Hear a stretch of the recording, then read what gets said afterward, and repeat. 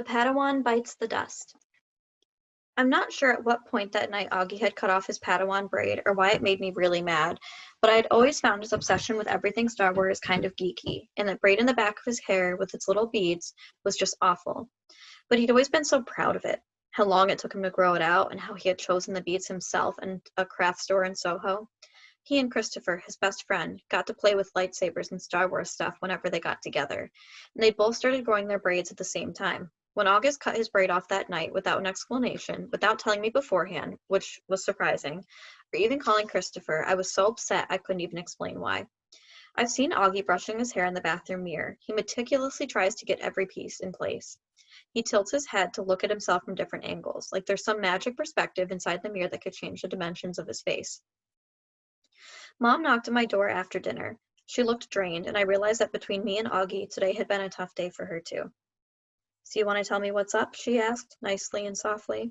Not now, okay, I answered. I was reading and I was tired. Maybe later I'd be up to telling her about Miranda, but not now. I'll check in on you before bed, she said.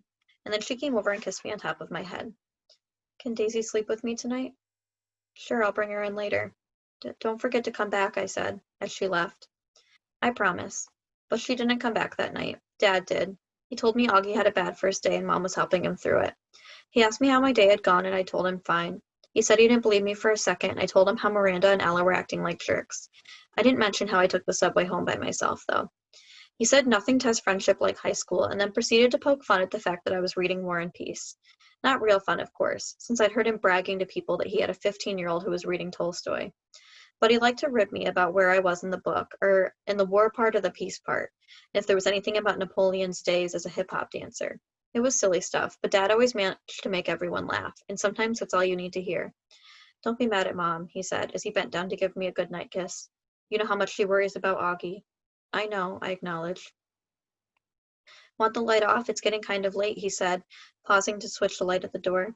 Can you bring Daisy in first?